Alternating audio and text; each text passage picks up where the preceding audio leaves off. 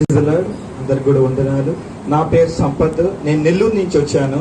నేను 2015లో మారు మనసు పొందినప్పుడు దేవుణ్ణి ఒక మాట అడిగాను. ప్రభువా, నాకు ఏ మార్గం వెళ్ళాలో తెలియదు, ఎవరు సత్యవంతులో తెలియదు, ఏ బోధన అనుసరించాలో నాకు తెలియదు.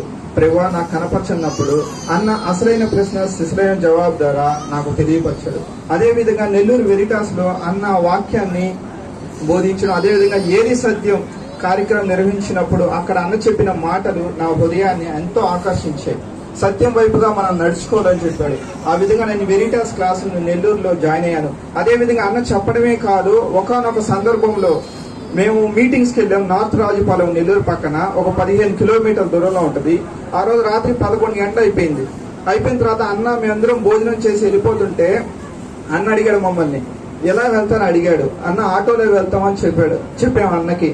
ఆ తర్వాత అన్న వెళ్ళిపోయాడు కారులో. తర్వాత 10 నిమిషాల తర్వాత అన్న మళ్ళీ వెళ్ళిపోయిన అన్న మళ్ళీ వెనక్కి వచ్చి, మీ ఆటో ఏది?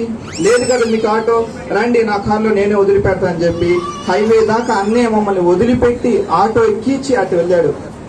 చెప్పడమే కాదు, దేవుని యొక్క ప్రేమ ఆయన క్రియల ద్వారా కూడా చూపించాడు. ఈ విధంగా దేవుణ్ణి, అదేవిధంగా వాళ్ళ కుటుంబానికి కూడా మేము ఎల్లప్పుడూ ప్రార్థిస్తూ ముందుకు కొనసాగుతాం.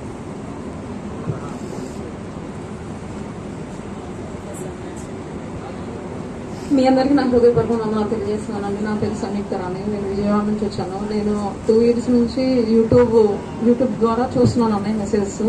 నిజంగా ఈ రోజుల్లో ఉన్నదన్నట్టు మాట్లాడి కరాఖండిగా ఖండించే సేవకులు లేరు.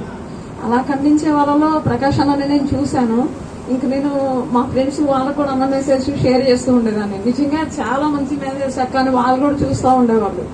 అన్న సడన్ గా ఇలా అయిందంటే చాలా బాధ అనిపించింది. అది ఎంత ఏడుపు వచ్చిందంటే తట్టుకోలేకపోయాం. ఇలాంటి వాళ్ళు ఇంకా మనకి ఎవరున్నారు? ఇలా చెప్పేవాళ్ళు, ఖండించేవాళ్ళు, సరిగ్గా నడిపించేవాళ్ళు ఎవరున్నారు అనిపించిందండి. అది ఒక తీరని లోటు. నాకే కాదు, నాలాగా ఉన్న వాళ్ళకి చాలా మందికి. బైబిల్లో ఎన్నో సందేహాలు వచ్చినప్పుడు మేము కూడా వెళ్తా ఉంటాం ఇలా మెసేజ్ చెప్పడానికి.